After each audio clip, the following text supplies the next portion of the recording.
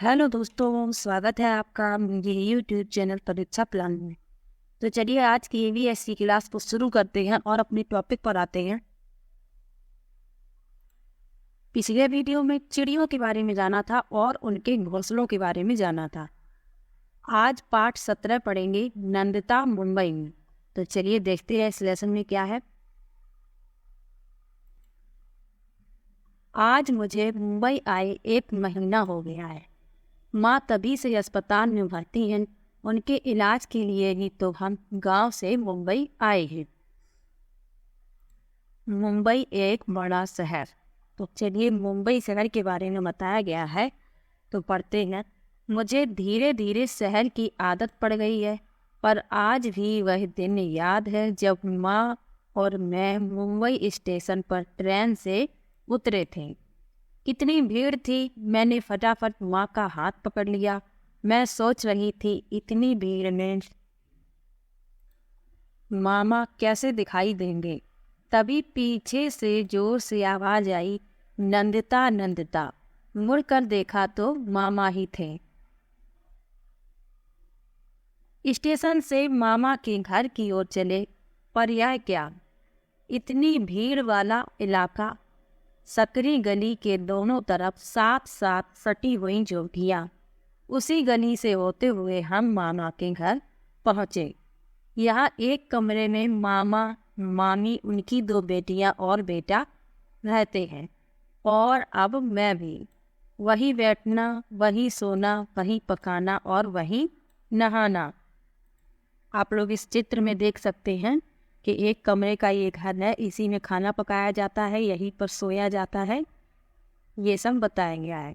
आगे लिखा है, हमारे गांव के घर में भी एक ही कमरा है, पर रसोई घर और नहाने की जगह अलग अलग है।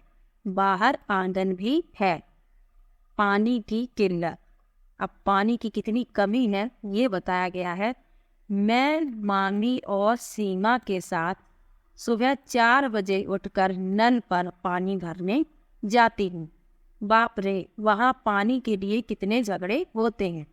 अगर पहुँचने में देर हो गई तो समझो दिन भर का पानी भरा नहीं जाएगा।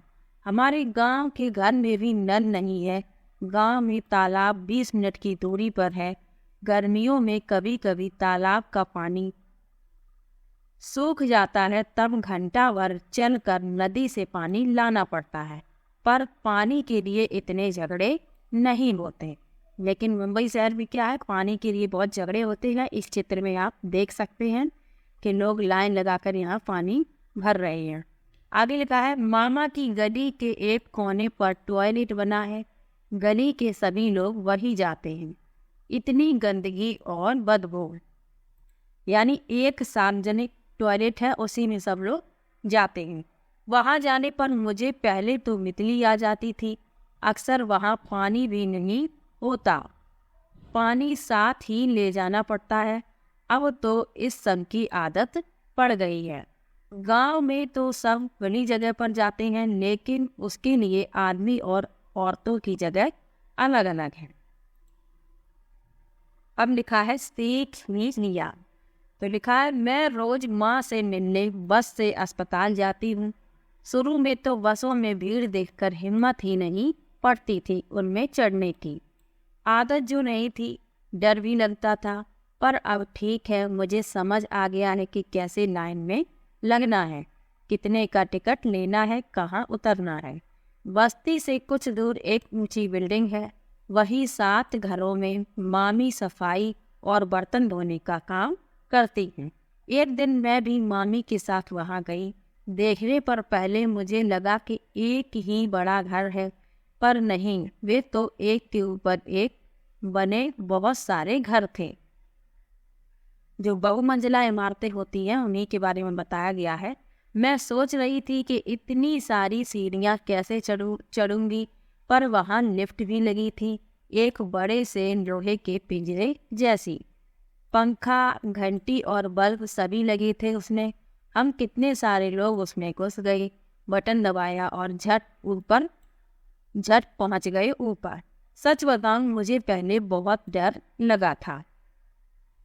मुझे बबलू की घर ले गई। उसका घर 12वीं मंजिल पर था। कितना बड़ा घर था। बैठक, खाने का कमरा, सोने का कमरा सब अलग और रसोई भी अलग। वहाँ टॉयलेट भी घर के अंदर ही था। मामी को बबलू के घर काम करने में टाइम तो बहुत लगा, पर खास परेशानी नहीं हुई। रसोई घर में ही नल लगा था और झरझर पानी बह रहा था। बबलू ने नहाने के लिए पानी की बाल्टी लगाई और टीवी देखने बैठ गया।